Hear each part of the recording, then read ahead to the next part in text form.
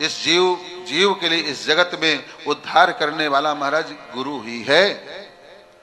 गुरु के बगैर कभी जीव का उद्धार नहीं हो सकता है। इसलिए गुरु की शरण में तो जाना ही पड़ेगा। मगर गुरु दीक्षा के नाम पर व्यक्ति केवल फॉर्मेलिटी कर लेते हैं और कभी गुरु की तरफ झांकने भी नहीं जाते हैं कि गुरु जी कहाँ है, किस हालत में है, कैसे नहीं है। ना अपनी हालत का जो है इनको चिंता होती है, ना गुरु की हालत की कोई जो है चिंता खोज खबर होती है। बस अभी आ रही गुरु पूर्णिमा 2-3 दिन बाद में, बस इसी में भाव भक्ति बढ़ती है सबकी।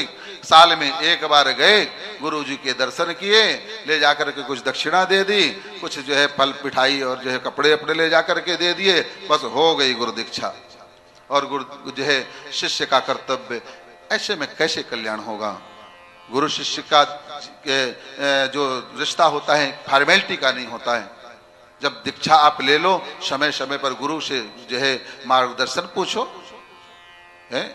और दीक्षा लेने के बाद में गुरु अगर आपका नहीं मिलता तो गुरु तो अंतर्यामी है, वो कहीं से भी किसी भी रूप में आपको कहीं से भी आपको गुरु का आशीर्वाद प्राप्त हो सकता है। किसी भी संत से, किसी भी ज्ञानी से प्राप्त हो सकता है। हमारे परम पूज्य गुरुदेव कहा करते थे, बेटा जरूरी नहीं कि मैं हुई तुम्हारे सामने हूं, कोई भी ज्ञानी कोई महापुरुष हो ना, उसके सामने ही मुझे मान करके और तुम जो है प्रश्न कर लेना, वहां से मैं उत्तर दे दूंगा। अर्थात गुरु कोई व्यक्ति नहीं है, गुरु एक सत्ता है। जो सत्ता कहीं से भी उस सत्ता का लाभ लिया जा सकता है।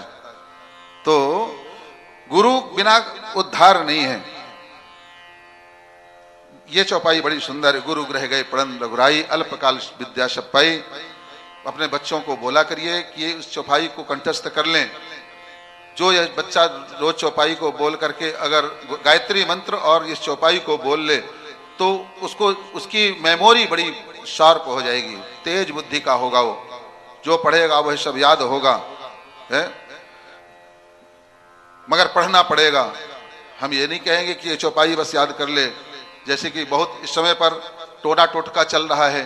कोई कह देता है केवल बच्चे से शहद लगा के चिपकवा दो शंकर जी में तो बच्चा नंबर 1 पास हो जाएगा। बिल्कुल गलत बात, गलत धारणा है। बिना कर्म किए कुछ मिलने वाला नहीं है। ये भ्रांतियां समाज में ना फैलाई जाएं तो ठीक है कि केवल बेलपत्र चढ़ा देने से आप नंबर 1 आ जाएंगे, कि केवल 1 लोटा जल चढ़ा देने से आप जो है आपके काम हो जाएंगे। बिल्कुल गलत बात है। ये अकर्मण्य बनाना है समाज को। समाज को तो कर्म की बोध की शिक्षा देनी पड़ेगी, जो भगवान ने कहा है। भगवान ने स्पष्ट कहा है अर्जुन से जो है गीता में, गीता से श्रेष्ठ और कोई ग्रंथ नहीं हो सकता है। उसमें भगवान ने कहा, भगवान जैसा गुरु जिसका सामने हो वो यह बात नहीं कहा कि तुझे कुछ करने की आवश्यकता नहीं है, बल्कि उसने ये कहा है कि उद्धरेत आत्मनो आत्मानम नात्मनम औषादेत आत्मय है आत्मनो बंधुर आत्मय रिपुर आत्मनः।